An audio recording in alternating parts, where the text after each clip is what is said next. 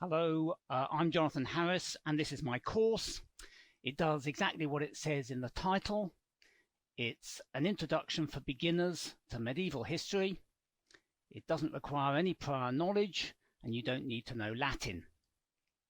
All you do need, though, is an open mind, because the Middle Ages have something of an image problem. Here's some horrible histories to show you what I mean.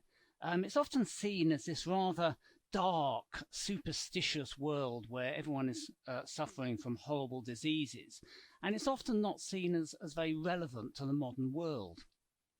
Well, this course aims to show that the Middle Ages is very relevant indeed. We start with the fall of the Roman Empire in the 5th century CE, or AD if you prefer. And this is the period when the ancestors of modern nation states, into which Europe is now divided, start to form. And it's the relations between those states that are, of course, still being worked out in the Brexit negotiations. We'll look at how, once the Roman emperor is gone, the most powerful man in medieval Europe is a priest, the Pope. And of course, he still is very powerful. He's the spiritual leader of millions. Christianity wasn't the only religion in medieval Europe. Islam was important too. A lot of people think that Islam arrived in Europe only recently. In fact, it's been there since the early Middle Ages. You look at that picture there, you might think, the main one, you might think it was taken in Spain, in Morocco or Saudi Arabia. In fact, that was taken in Spain. We'll look at the Vikings. They're often portrayed as kind of thugs who spent their time smashing things up. In fact, they've left a tangible and very positive legacy, including on the language we speak. We'll look at the Crusades, when a group of Western knights travelled east and captured the city of Jerusalem.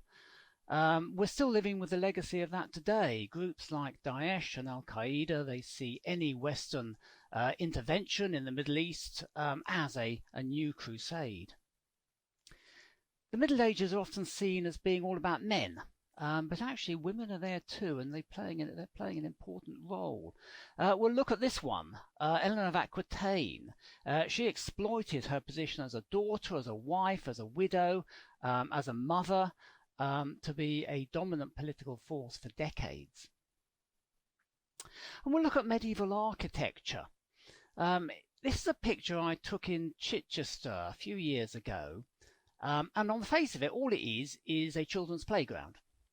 But if you look in the distance, you can see the spire of the cathedral, which was founded in 1075. Took a long time to build. And then beyond that, you can see all that remains, that building there is all that remains of a Franciscan friary from the 13th century. In front of that, you can see a mound with trees on. Well, that's where the castle used to stand, now gone. And then, of course, where I was standing when I took the picture, that's on the medieval city wall.